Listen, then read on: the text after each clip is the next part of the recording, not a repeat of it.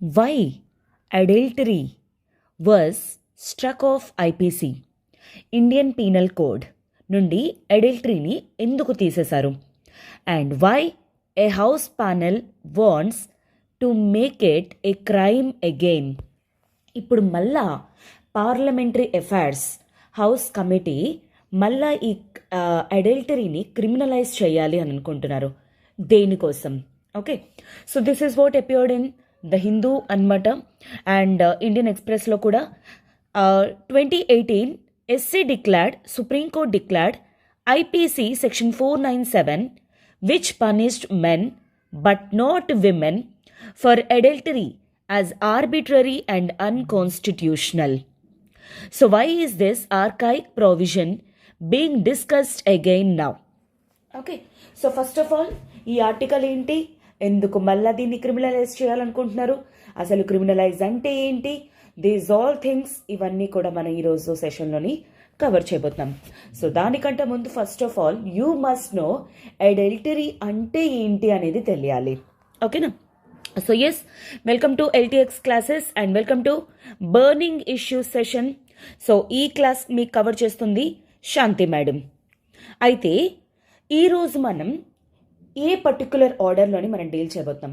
So నేను ఈ యొక్క పర్టికులర్ థింగ్ అనేది అడల్టరీ గురించి స్టార్టింగ్ నుండి కూడా నేను మీకు ఎక్స్ప్లెయిన్ చేస్తాను. సో దాట్ అడల్టరీ అంటే ఏంటి, దాన్ని ఎక్కడ మెన్షన్ చేశారు, దాని ప్రజెంట్ స్టేటస్ అనేది ఏ విధంగా ఉంది, దాని మీద ఎటువంటి జడ్జ్మెంట్స్ అనేవి వచ్చాయి, అండ్ తర్వాత ఫైనల్లీ ఇప్పుడు కరెంట్ అఫైర్స్లో ఏం అపియర్ అయ్యింది, అండ్ దీని మీద మీ స్టాండ్ అనేది కూడా నాకు కింద కామెంట్ బాక్స్లో మెన్షన్ చేద్దరు. సో ఈరోజు నేను ఏమేమి కవర్ చేయబోతున్నానంటే, వాట్ ఈజ్ అడల్టరీ అంటే ఏంటి, and its status according to the Hindu and Islamic laws. Islamic లాస్లో కానీ ద హిందూ లాస్లో కానీ ఏ విధంగా మెన్షన్ చేసింది adultery, and why it was a criminal wrong. నేను ఇక్కడ వర్స్ అని యూజ్ చేశాను. వై? బికాస్ వర్స్ ఎందుకు అంటే ఇప్పుడు అది క్రిమినల్ రాంగ్ కాదు కాబట్టి. ఓకే, సో దాని గురించి వేరియస్ జడ్జ్మెంట్స్ అండ్ వై దీన్ని క్రిమినలైజ్ కింద ఎందుకు తీసేశారు అనేది main important case, Joseph Shine case, and finally present current అఫైర్స్లో ఏమే వచ్చింది అనేది you will be going to learn. Okay, so ఇదంతా కూడా చూసే ముందు ఒక చిన్న అనౌన్స్మెంట్. ఇప్పుడు మన ఎల్టీఎక్స్ క్లాసెస్ వాళ్ళు optional infinity live plus recorded అనేది మీకు ప్రొవైడ్ చేయడం అనేది జరుగుతుంది. ఇప్పుడు మీ యొక్క ప్రిపరేషన్ని మీరు మంత్లీ 3,000 రూపీస్ ఈఎంఐ అనేది పే చేసుకుంటూ కూడా క్లియర్ చేయొచ్చు. అయితే ఫస్ట్ మంత్ 3,000 అనేది పే చేసి మీరు మీ ప్రిపరేషన్ని లైఫ్ టైం వ్యాలిడిటీ తోటి స్టార్ట్ చేయొచ్చు అనమాట. అయితే ఫీ వచ్చేసరికి 30,000. సో ఇలా 10 months ఇంటూ 3,000 30,000 క్లియర్ చేయొచ్చు. And mean while me optional classes అనేవి కూడా ఫినిష్ అయిపోతాయి. అండ్ ఈ వ్యాలిడిటీ వచ్చేసరికి 30th నవంబర్ వరకు మాత్రమే. అండ్ మన ఎల్టీఎక్స్ క్లాసెస్లోని ఏ ఆప్షనల్స్ ప్రొవైడ్ చేస్తున్నాం, political science, international relations, public administration, sociology, anthropology, Telugu literature. Okay, so ఇవన్నీ కూడాను ఇక్కడ మనకు కవర్ అయిపోతున్నాయి. ఎవరైతే ఆప్షనల్ కోర్స్ అనేది జాయిన్ అవ్వాలనుకుంటున్నారో ఇమ్మీడియట్గా జాయిన్ అయ్యే ప్రయత్నం అనేది చేయండి. ఎందుకంటే మీకు ఇప్పుడు ఈఎంఐ అనేది ప్రొవైడ్ చేస్తున్నారు విత్ మినిమల్ అమౌంట్. మంత్లీ 3,000 తోటి మీరు పే చేస్తే అలా 10 months క్లియర్ చేయొచ్చు అనమాట మీరు. అండ్ దీనికి రిలేటెడ్ మీకు ఏమైనా ఎంక్వైరీస్ కానీ ఉన్నట్లయితే యూ కెన్ కాల్ 7893899553. ఈ నెంబర్ కాల్ చేసి మీ డౌట్స్ అనేవి క్లియర్ చేసుకొని త్వరగా జాయిన్ అయ్యే ప్రయత్నం అనేది చేయండి. At the same time LTX classes వాళ్ళు ఇప్పుడు UPSC infinity live plus recorded అనేవి సెషన్స్ అనేవి కూడా, అంటే యూపీఎస్సీ కోర్స్ అనేది కూడా స్టార్ట్ చేయడం అనేది జరిగింది. ఇప్పుడు ఈ కోర్స్ వచ్చేసరికి మీరు మంత్లీ 5,000 రూపీస్ అనేది పే చేస్తూ ఈఎంఐ ఆప్షన్లోని ఈ సిలబస్ అనేది ఆర్ ఫీ అనేది క్లియర్ చేయొచ్చు. అయితే ఇప్పుడు మీ యొక్క ప్రిపరేషన్ని ఫస్ట్ 5,000 ఇచ్చి స్టార్ట్ చేస్తూ with life time validity. Okay, 60,000 rupees అనమాట కోర్స్ వర్త్ వచ్చేసరికి. అయితే మంత్లీ మీరు 5,000 రూపీస్ పే చేసే అవకాశం అనేది మీకు కేవలం 30th నవంబర్ వరకు మాత్రమే ఉంటుంది. సో ఎవరైతే మీరు ఎగ్జామ్ యూపీఎస్సీ అనేది మీ డ్రీమ్ అనుకుంటున్నారో, మీ డ్రీమ్ ఫుల్ఫిల్ చేయాలి అంటే this is the best opportunity and best time now. Please do join fastly. Okay, and దీనికి రిలేటెడ్ మీకు ఏమైనా ఎంక్వైరీస్ కానీ ఉన్నట్లయితే యూ కెన్ కాల్ 7893899553. ఈ నెంబర్ కాల్ చేసి మీ డౌట్స్ అనేవి క్లియర్ చేసుకొని త్వరగా జాయిన్ అయ్యే ప్రయత్నం అనేది చేయండి. ఓకేనా? సో ఎస్, నౌ ఫస్ట్ వచ్చేసరికి ఏంటి అంటే అడల్టరీ అంటే ఏంటి అనేది మీకు తెలియాలి. ఈ అడల్టరీ అనేది మనకి ఎక్కడ మెన్షన్ చేస్తుంది? Section 497 of Indian penal code. Indian penal code అయితే ఏమని మెన్షన్ చేస్తుంది?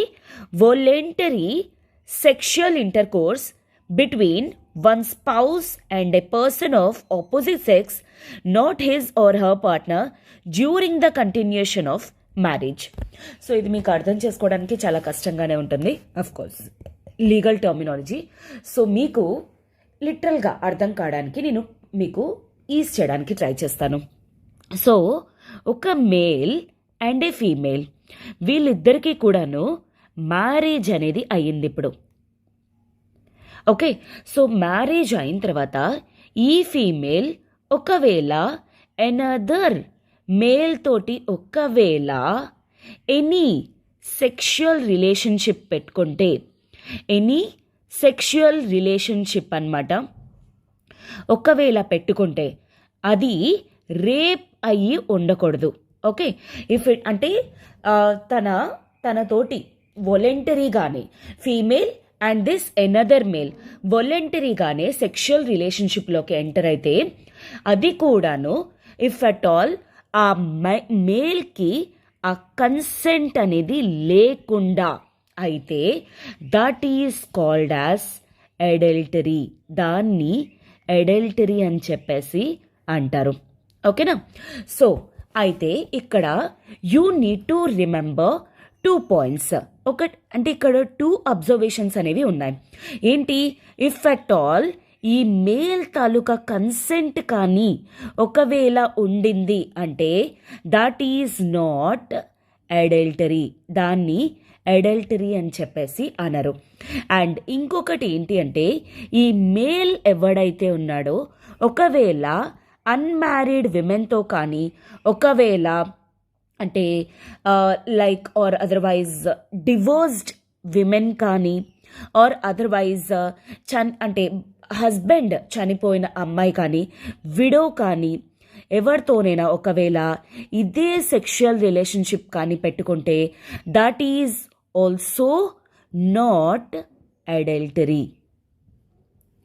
ఓకే, అండ్ ఇంకొకటి ఏంటి అంటే ఇక్కడ సో ఇప్పుడు ఎవరైతే ఈ మేల్ ఉంటాడు కదా, ఈ ఎనదర్ మేల్ అనేవాడు ఈ మేల్కి తెలియకుండా తన వైఫ్ తోటి ఒకవేళ సెక్షువల్ ఇంటర్కోర్స్ కానీ పెట్టుకుంటే ఆర్ సెక్షువల్ రిలేషన్షిప్ కానీ పెట్టుకుంటే దాన్నే ఏమంటారు? అడల్టరీ అని అంటారు. అయితే ఇలాంటి అడల్టరీ ఏదైతే ఉందో ఆ అడల్టరీకి సెక్షన్ 497 ఆఫ్ ఐపీసీలో ఏమని మెన్షన్ చేసి ఉంటుంది?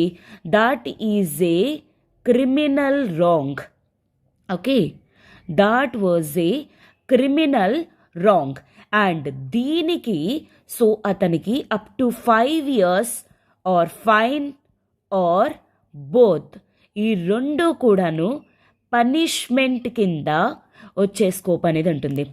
అండ్ ఇంకొకటి ఏంటి అంటే important thing here, women will not be, ఈ విమెన్ ఎవరైతే ఉన్నారో వాళ్ళని ప్రాసిక్యూట్ అనేది చెయ్యరు. ఓకే, వీళ్ళని అంటే తప్పులోని పరిగణించరు అనమాట. అయితే ఈ తప్పులోని ఎందుకు పరిగణించరు ఏంటి అనేది we shall be going to say. ఇక్కడ ఏంటి important points? If at all ఈ ఫీమేల్ ఈ మేల్ తాలూకా కన్సెంట్తో ఒకవేళ రిలేషన్షిప్లోకి ఎంటర్ అయితే that is not adultery.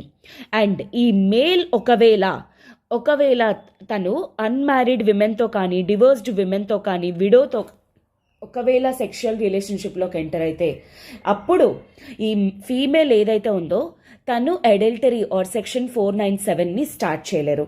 Only ఈ హస్బెండ్ మాత్రమే, ఈ మేల్ మాత్రమే సెక్షన్ 497 అనేది యూజ్ చేసుకొని కోర్టుకి అప్రోచ్ అవ్వచ్చు.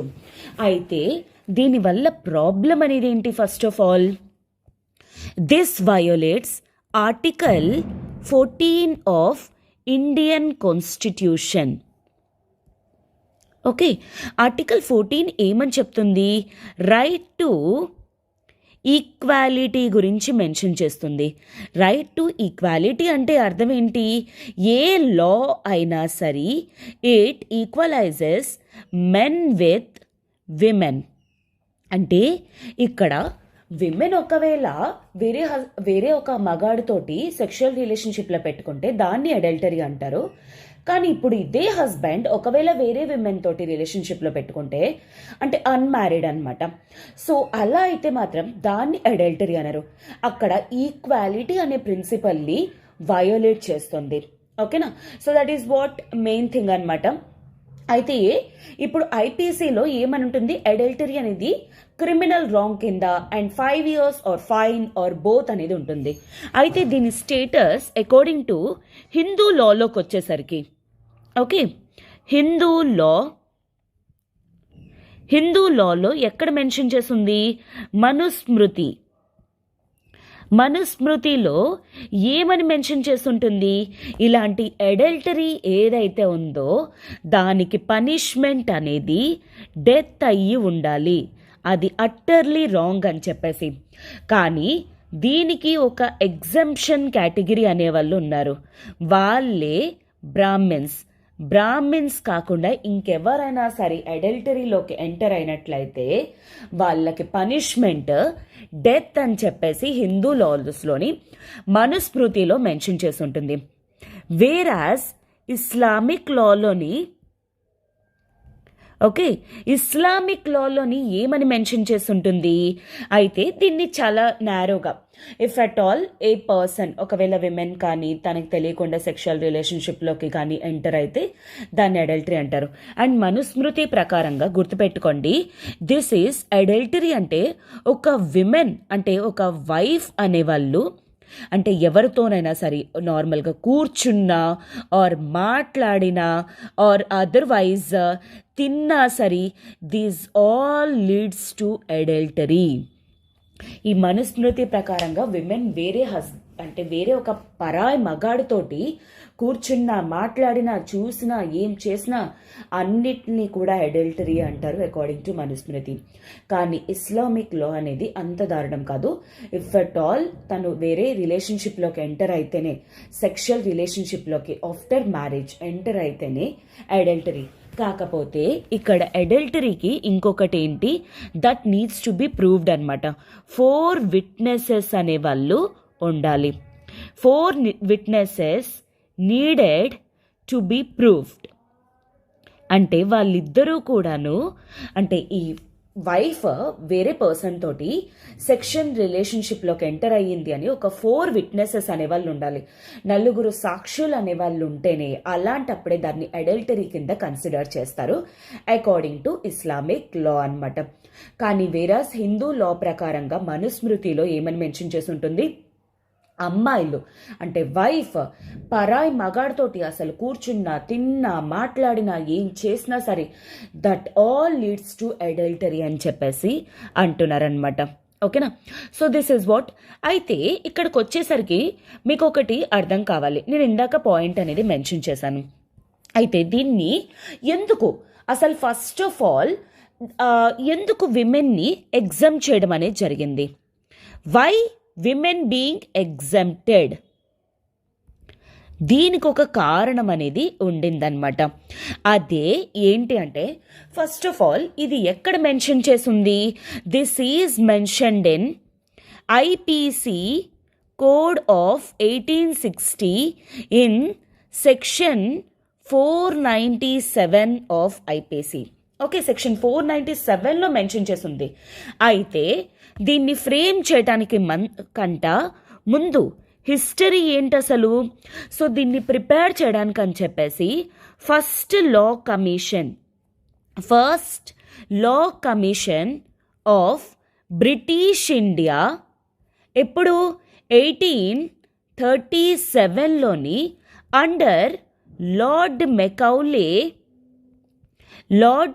మెకౌలే అండర్లోని ఒక కమిషన్ అనేది ఫామ్ చేసింది. అయితే లార్డ్ మెకౌలే అడల్టరీని ఏమని పరిగణించడం జరిగింది? It should not be a criminal wrong but a civil wrong. దీన్ని ఒక సివిల్ రాంగ్ లాగా తీసుకోవాలే తప్ప క్రిమినల్ రాంగ్ లాగా తీసుకోకూడదు అని చెప్పేసి ఐపీసీలోని అంటే దీంట్లో ఉండకూడదు అని చెప్పేసి మెన్షన్ చేశాడు. అయితే మేడం, సివిల్ రాంగ్ అంటే ఏంటి, క్రిమినల్ రాంగ్ అంటే ఏంటి? సివిల్ రాంగ్ అంటే if at all any issue or any అంటే ఏదైనా ఇష్యూ కానీ ఏదైనా తగు కానీ ఒకవేళ బిట్వీన్ టూ ఇండివిజువల్స్ అయితే, between two individuals and complete అది పర్సనల్ అయితే దాన్ని సివిల్ రాంగ్ అని చెప్పేసి అంటారు. ఫర్ ఎగ్జాంపుల్, ఇద్దరికి మధ్య ఆస్తి తగులు, లేదు అంటే ఎనీ బ్యాంక్ థింగ్స్ కానీ బ్యాంక్ ఫ్రాడ్స్ కానీ ఎట్సెట్రా, ఇలాంటి వాటిని ఏమంటారు? సివిల్ రాంగ్ అని చెప్పేసి అంటారు. అయితే వేరాస్ క్రిమినల్ రాంగ్ అంటే ఏంటి అర్థం? క్రిమినల్ రాంగ్ అంటే any issue against if at all state కానీ ఆర్ అదర్వైజ్ సొసైటీకి కానీ ఒకవేళ అగెయిన్స్ట్ ఒక ఇష్యూ కానీ జరిగితే and if at all that is public అయితే అలాంటప్పుడు దాన్ని క్రిమినల్ రాంగ్ అంటారు. For example, rape issue or otherwise ఒకవేళ రేప్ కానీ మర్డర్ కానీ ఇలాంటివి ఏంటి అంటే స్టేట్ ఆర్ సొసైటీకి అగెయిన్స్ట్గా, అండ్ సొసైటీ అనేది దీనివల్ల చాలా నెగటివ్గా ఇంపాక్ట్ అవుతుంది. అలాంటప్పుడు దాన్ని క్రిమినల్ రాంగ్ అంటారు. అయితే లార్డ్ మెకౌలే ఏమన్నాడు? 1837లోనమాట ఫస్ట్ లా కమిషన్ ప్రిపేర్ చేస్తున్నప్పుడు అడల్టరీ అనేది it is between husband and wife. ఆ వైఫ్ ఒకవేళ వేరే సెక్షువల్ రిలేషన్షిప్లోకి ఎంటర్ అవుతున్నారు అంటే దానికి చాలా పర్సనల్ రీజన్స్ అనేవి ఉంటుంది. సో అది తేల్చుకోవాల్సింది హస్బెండ్ అండ్ వైఫ్. అలాంటివి కోర్టు దాకా రాకూడదు. అలాంటివి క్రిమినల్ రాంగ్స్ కింద కూడా పరిగణించడం. It is not against society taluka involvement లేదు, స్టేట్ తాలూకా ఇన్వాల్వ్మెంట్ అనేది ఉండకూడదు అని చెప్పేసి దీన్ని కేవలం సివిల్ రాంగ్ కింద పరిగణించారు. ఎవరు? లార్డ్ మెకౌలే. కానీ వాట్ హ్యాపెండ్ తర్వాత 1853లోని సెకండ్ లా కమిషన్ అనేది ఫార్మ్ అయింది అండర్ సర్ జాన్ రొమీలీ. సో ఇతను ఏమని చెప్పేసి అన్నారు? It is a criminal wrong అని చెప్పేసి చెప్పారు. దేన్ని? అడల్టరీని అనమాట. అడల్టరీని క్రిమినల్ రాంగ్ అని ఎందుకు అన్నారంటే బికాజ్ ఒక థర్డ్ పర్సన్ ఎంటర్ అవుతున్నారు, లేదా ఒక విమెన్ అనేవాళ్ళు actually women generally considered a property of men. So women అనేవాళ్ళు మెన్ తాలూకా ఆస్తి, తన పర్సనల్ ప్రాపర్టీ. సో అందుకని చెప్పేసి ఒక పర్సన్ తాలూకా ఆస్తిని కానీ ఆర్ దాచేసుకుంటున్నారు అంటే అలాంటప్పుడు అది సొసైటీకి ఇంపాక్ట్ అవుతుంది అని చెప్పేసి విమెన్ అనేవాళ్ళు మెన్కి ఆస్తి అండ్ పర్సనల్ ప్రాపర్టీ కాబట్టి వేరొకరు తీసుకెళ్ళిపోతే దాన్ని క్రిమినల్ రాంగ్ కిందనే పరిగణిస్తామని చెప్పేసి సర్ జాన్ రొమీలీ చెప్పడం అనేది జరిగిందనమాట. కాకపోతే ఇక్కడ కానీ మీరు ఒకవేళ అబ్జర్వ్ చేసినట్లయితే ఇక్కడ హీఈస్ నాట్ కన్సిడరింగ్ విమెన్. కేవలం ఆ బయట పర్సన్ ఎవడైతే ఉంటాడో మ్యాన్ అనేవాడు, ఆ మ్యాన్కి మాత్రమే క్రిమినల్ రాంగ్ తప్ప విమెన్ ఈజ్ నాట్ ఇంక్లూడెడ్. విమెన్ని పరిగణించట్లేదు, అంటే క్రిమినల్ రాంగ్లోకి తీసుకోవట్లేదు అనమాట. దానికి గల కారణం ఏంటి అంటే బికాస్ ఆఫ్ దోస్ సర్కమ్స్టాన్సెస్, అప్పటి టైం పీరియడ్లో ఉన్న సర్కమ్స్టాన్సెస్ వల్ల అనమాట. ఏంటి ఆ సర్కమ్స్టాన్సెస్ అనేవి అంటే అతను ఏం చెప్పారంటే always man as always a seducer and women as always a victim. అంటే ఏంటి? ఎప్పుడూ కూడాను మగవాడే అమ్మాయిల్ని ఆర్ వైఫ్స్ని ఆర్ వేరొక పరాయి స్త్రీని సెడ్యూస్ చేయడానికి అటెంప్ట్ చేయడానికి ట్రై చేస్తారు. అండ్ దానివల్ల ప్రతిసారి కూడా మోసపోయేది అమ్మాయే అయి ఉంటుంది. సో అందుకోసమే విమెన్ని ఈ 497లోని తనకి ఎటువంటి పనిష్మెంట్ అనేది అందుకే ఉండటం లేదు. ఓన్లీ మ్యాన్ డిజర్వ్స్ పనిష్మెంట్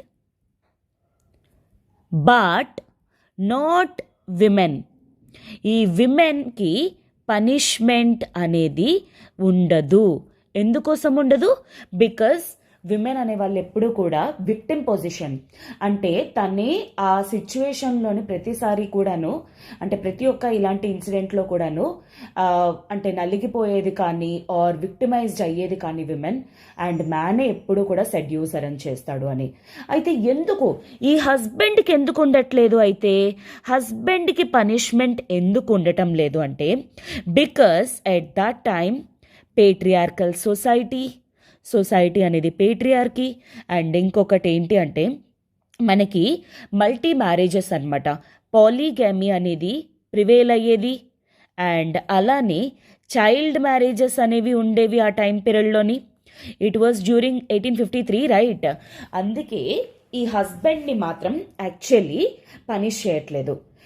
ఎందుకంటే తను ఒకవేళ అన్మ్యారీడ్ విమెన్తో కానీ లేకపోతే డివోర్సీ వైఫ్తో కానీ ఆర్ అదర్వైజ్ ఎవరైనా సరే విడోతో కానీ ఎవరైనా ఒకవేళ సెక్షువల్ రిలేషన్షిప్ పెట్టుకుంటే అందుకే ఆ హస్బెండ్కి అడల్టరీ అనేది వర్తించదు.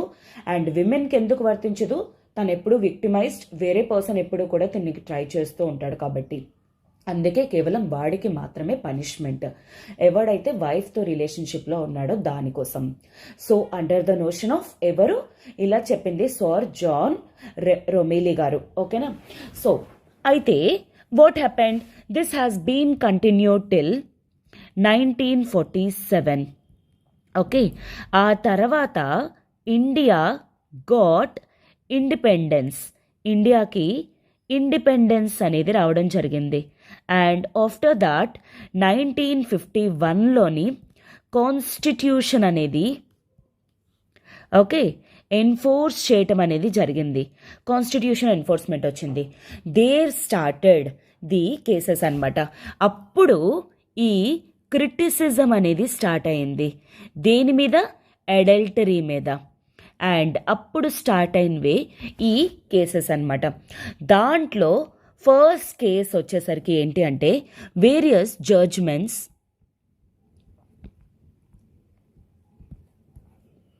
చూడండి. ఫస్ట్ వచ్చేసరికి Yusuf Abdul Aziz versus state of Bombay.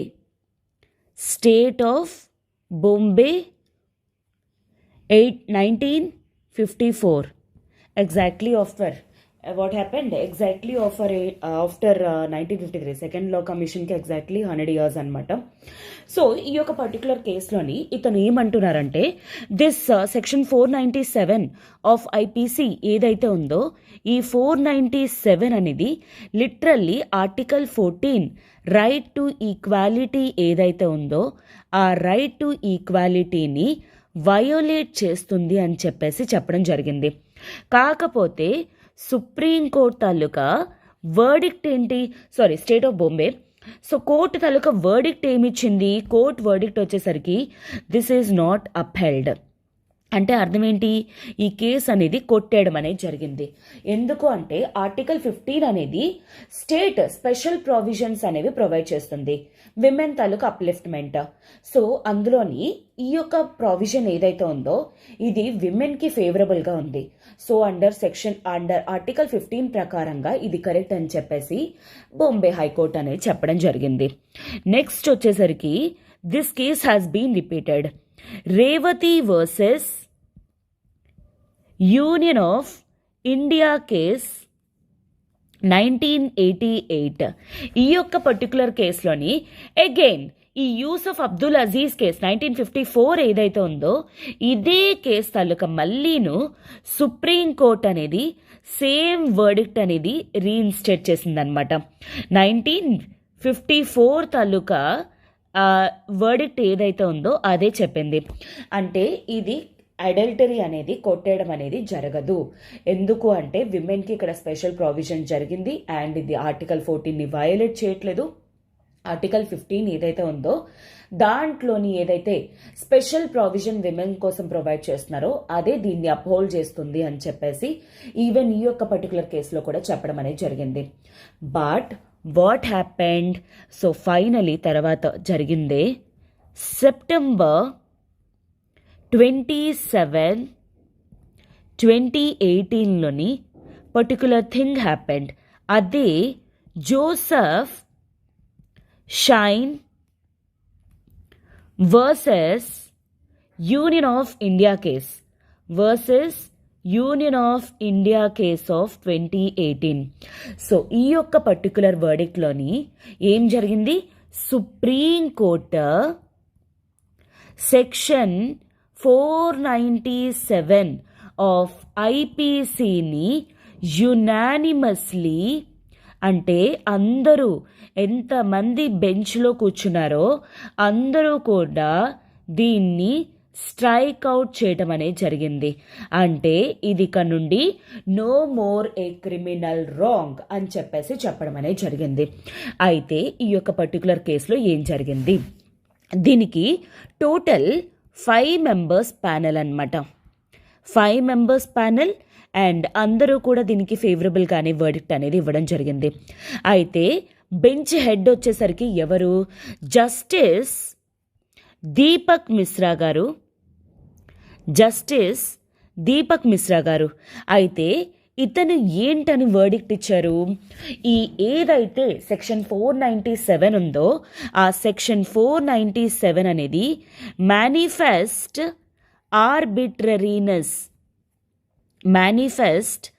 ఆర్బిట్రరీనెస్ అంటే అర్థం ఏంటి? ఇది ఆర్బిట్రరీగా చేసిన లా.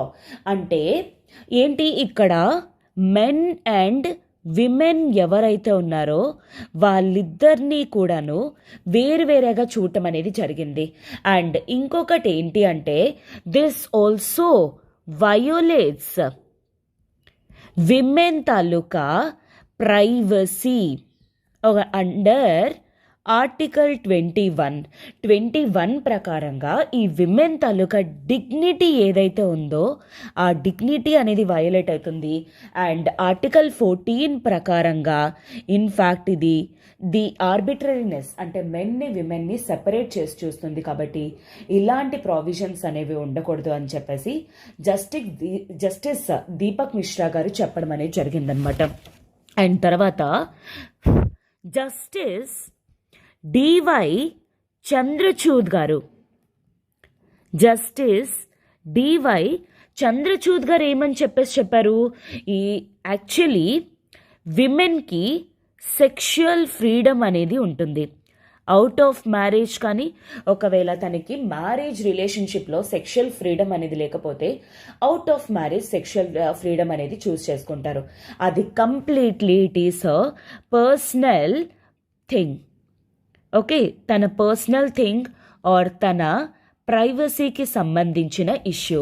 సో అలాంటప్పుడు ఏంటి అంటే ఇలాంటి ప్రైవసీ అనేది వయోలేట్ చేస్తుంది, ఆర్టికల్ 21ని వయోలేట్ చేస్తుంది. కాబట్టి దీన్ని డెఫినెట్లీ ఏంటి అంటే ఇక నుండి కూడాను దాన్ని క్రిమినల్ రాంగ్ కింద కన్సిడర్ చేయకూడదు అని స్ట్రైక్ డౌన్ చేయడం అనేది చెప్పారనమాట. అండ్ జస్టిస్ నరీమన్ గారు ఏమని చెప్పారు? యాక్చువల్లీ సో ఏదైతే article 15 the state should not discriminate, state అనేది డిస్క్రిమినేషన్ చేయకూడదు on the basis of sex అనే పదం అనేది ఉంటుంది. సో అలాంటప్పుడు ఇక్కడ ఆర్టికల్ 14 రైట్ టు ఈక్వాలిటీ, అలానే 15లో కూడాను స్టేట్ అనేది సెక్స్ పైన అంటే మ్యాన్ విమెన్ అనే కాంటెక్స్ట్ పైన ఏ లాలో కూడాను ఎటువంటి సెగ్రిగేషన్ ఆర్ డిస్క్రిమినేషన్ అనేది చూపించకూడదు. ఇక్కడ విమెన్కి కానీ మ్యాన్కి కానీ ఎందుకు డిస్క్రిమినేషన్ అనేది చూపిస్తున్నారు అని చెప్పేసి చెప్పడం అనేది జరిగింది. ఆర్టికల్ 15, ఆర్టికల్ 14, ఆర్టికల్ 21 ఈ 3 వయోలేట్ అవుతున్నాయి అని చెప్పేసి నరీమన్ గారు చెప్పడం అనేది జరిగింది. అండ్ ఇంకొక అబ్జర్వేషన్ అతనిది ఏంటి అంటే ఆల్వేస్ అంటే ఇప్పుడు చూసారా, జాన్ రొమిలీ చెప్పాడు కదా, ఏంటి ఆల్వేస్ మ్యానే తప్పు చేస్తాడు, విమెన్ మాత్రం ఎప్పుడూ కూడా విక్టిమైజ్డ్ అవుతారు. సో అలాంటి ఏన్షియంట్ నోషన్స్ ఏవైతే ఉన్నాయో ఆ నోషన్స్కి ప్రెజెంట్ ఎటువంటి రెలవెన్స్ అనేది లేదు అని చెప్పేసి చెప్పడం అనేది జరిగింది. ఒకప్పట్లా కాదు, ఇప్పుడు విమెన్ అనేవాళ్ళు మ్యాన్ని సెడ్యూస్ చేయడం అనేది జరుగుతుంది, మ్యాన్ అనేవాళ్ళు విమెన్ని సెడ్యూస్ చేయడం జరుగుతుంది. ఎవరెవరు కూడా విక్టిమైజ్డ్ అవ్వట్లేదు, ఇద్దరు వాలంటరీగానే సెక్షువల్ రిలేషన్షిప్లోకి ఎంటర్ అవుతున్నారు. అండ్ ఇంకొకటి ఏంటి, that is what, if at all husband taluka permission ఉంటే అది అడల్టరీ కాదా అంటే, హస్బెండ్ పర్మిషన్ లేకపోతే అది అడల్టరీ, పర్మిషన్ ఉంటే తను ఏ రిలేషన్షిప్లోనైనా ఎంటర్ అవ్వచ్చా? So that is what actually violate అవుతుంది. అంటే హస్బెండ్ కంప్లీట్గా తన్ని ఒక హ్యూమన్ లాగా చూడట్లేదు, తన్ని చూస్తుంది ఎలాగా ఒక వస్తువులాగా చూస్తున్నారు అని చెప్పేసి చెప్పడం అనేది జరిగింది. అండ్ ఇంకొకరు జస్టిస్ ఏఎం ఖన్విల్కర్ గారు, జస్టిస్ ఏఎం ఖన్విల్కర్, ఇతను చాలా ఇంపార్టెంట్ థింగ్ అనేది ప్రజెంట్ చేయడం అనేది జరిగిందనమాట. అది ఏంటి అంటే, husband is neither master of his wife nor does he have legal sovereignty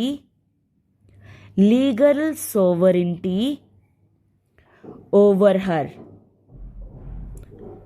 okay, అంటే హస్బెండ్కి తన వైఫ్ మీద ఎటువంటి కంట్రోల్ అనేది కూడా లేదు, అండ్ తన ప్రాపర్టీ కూడా కాదు. తను at the end of the day ఆ వైఫ్ కూడా, అమ్మాయి, తనకి కూడా ఇమోషన్స్ అనేవి ఉంటాయి, తనకు కూడా ఫీలింగ్స్ అనేవి ఉంటాయి.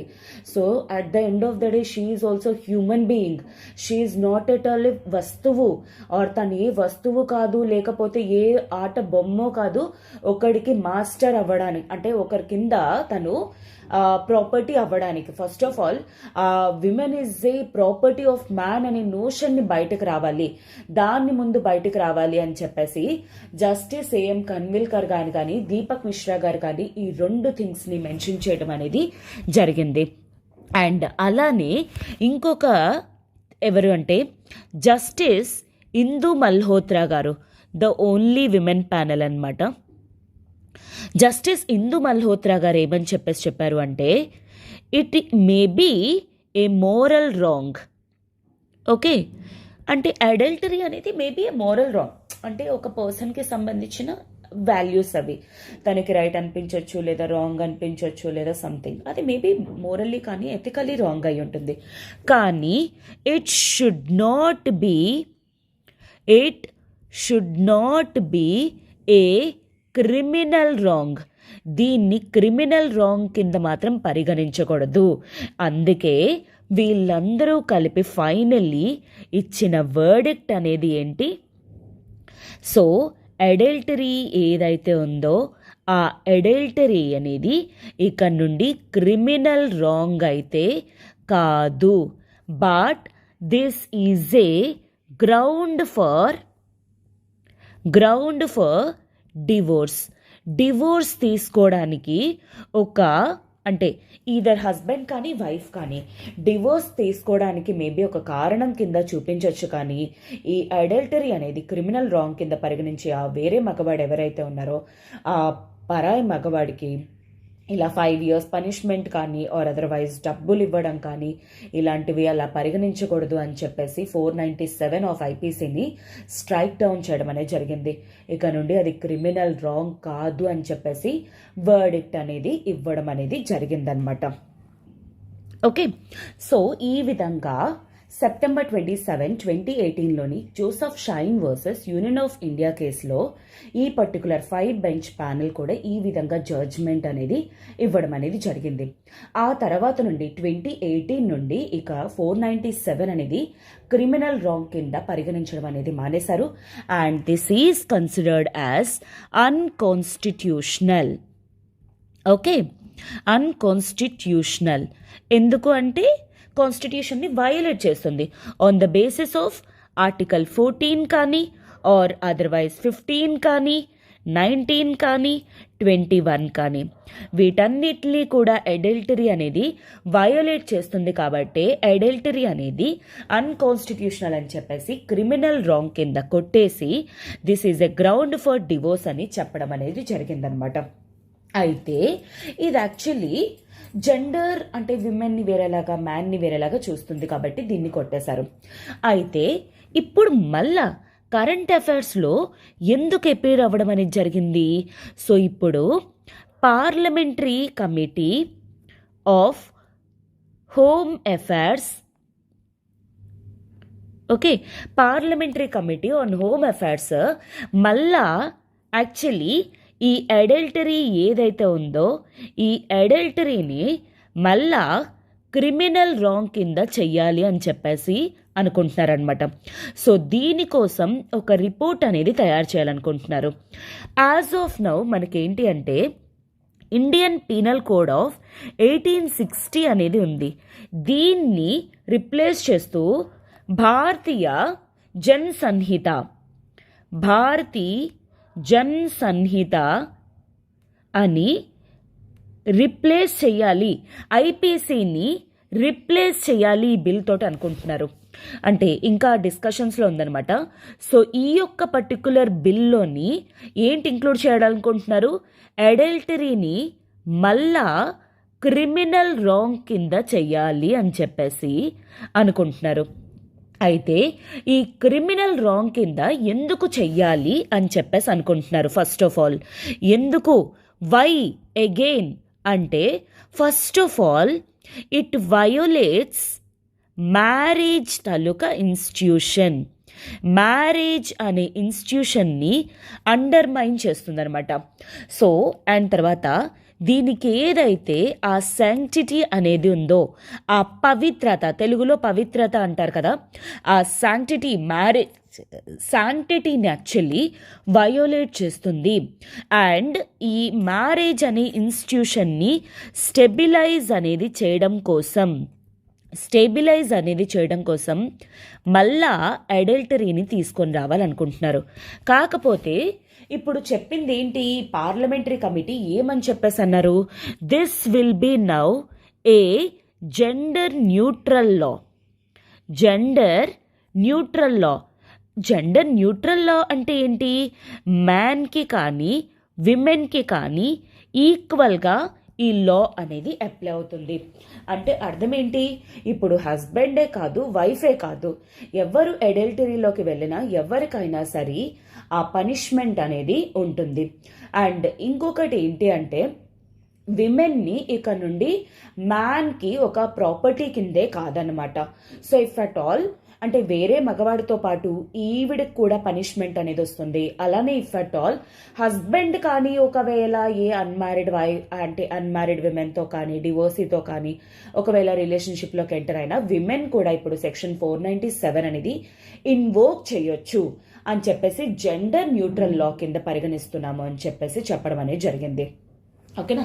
సో ఈ విధంగా లాని మళ్ళా తీసుకొని రావాలి అని చెప్పేసి అనుకుంటున్నారనమాట. కాకపోతే to what extent it is correct now. Okay, ఎంతవరకు నేను నా యొక్క పర్టికులర్ స్టాండ్ అనేది చెప్తున్నాను. నా యొక్క పర్టికులర్ స్టాండ్ ప్రకారంగా ఆర్టికల్ 21 ఏదైతే డిగ్నిటీ అనేది ఉండిందో అండ్ ఏదైతే ప్రైవసీ అనేది ఉందో అండ్ ఆర్టికల్ 19 ప్రకారంగా freedom of speech and expression ఏదైతే ఉన్నాయో ఈ రెండు కూడా వెరీ వెరీ ఇంపార్టెంట్ అని చెప్పేసి సుప్రీంకోర్టు మాటి మాటికి కూడాను చెప్తూనే ఉంది. ఆధార్ బిల్లో కానీ, పుత్తస్వామి కేసులో కానీ, అండ్ ఆ తర్వాత నాల్సా వర్డిక్ట్లో కానీ, ఇలాంటి ప్రతి ఒక్క ఎవ్రీ వర్డిక్లోని కూడా సుప్రీంకోర్టు ఆర్టికల్ 19 కానీ 21కి కానీ దిస్ ఫండమెంటల్ రైట్స్ ఏవైతే ఉన్నాయో అవి ప్రొవైడ్ చేయడం అనేది జరుగుతుంది.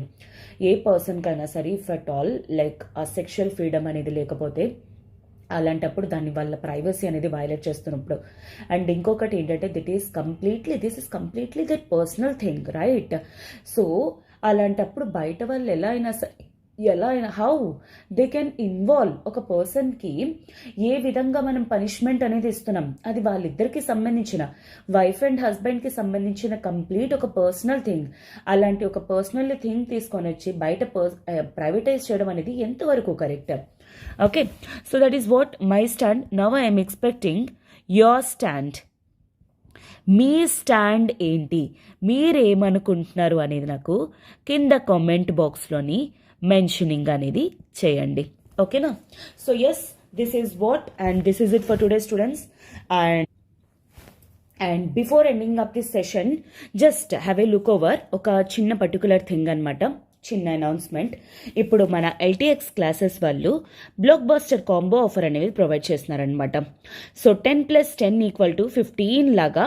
సో ఎనీ 2 కోర్సెస్ అనేవి జస్ట్ 15,000 రూపీస్కే మీరు తీసుకోవచ్చు. ఎన్సీఆర్టీ ఫౌండేషన్ కానీ, కరెంట్ అఫైర్స్ కానీ, ఆన్సర్ రైటింగ్ సెషన్స్ కానీ, సీసైట్ కానీ, ప్రిలిమ్స్ టెస్ట్ సిరీస్ కానీ ఏవైనా సరే తీసుకోవచ్చు. కోర్సెస్ మాత్రం మీకు లైఫ్ టైం వ్యాలిడిటీ తోటి వస్తాయన్నమాట. అయితే ఈ ఆఫర్ అనేది మీకు కేవలం 30th నవంబర్ వరకు మాత్రమే ఉంటుంది. సే దిస్, ఇప్పుడు కరెంట్ అఫైర్స్ అని మనం ఎంత క్రిస్టల్ క్లియర్గా అయితే మనం ఎక్స్ప్లెయిన్ చేసుకున్నాం బ్యాక్గ్రౌండ్తో సహా, అదే విధంగా మీరు ప్రతి ఒక్క కరెంట్ అఫైర్స్ కూడా అలాగే తెలుసుకోవాలి అన్న ఎన్సీఆర్టీ కోర్సెస్ కూడా మీరు ఈచ్ అండ్ ఎవ్రీ లైన్తో ఇన్నర్ మీనింగ్స్తో కూడా మీరు తెలుసుకోవాలి అనుకుంటే this is the best time అనమాట మీరు జాయిన్ అవ్వడానికి. I hope this is very much clear. And ఒకవేళ మీకు వీడియో కానీ నచ్చినట్లయితే please do like and also కింద కామెంట్ బాక్స్లో కూడా మీకు ఈ వీడియో అనేది ఎలా అనిపించింది, ఇంకా మీకు ఇంకా ఏమైనా ఆర్టికల్స్ మీకు కవర్ చేయాలి అనుకుంటే నాకు కింద కామెంట్ బాక్స్లోని మెన్షన్ చేయండి. ఓకేనా? So yes, if at all మీకు ఇంకేమైనా డౌట్స్ ఉంటే కింద కామెంట్ బాక్స్లో మెన్షన్ చేయండి. This is it for today students. Have a good day, all the very best and take care.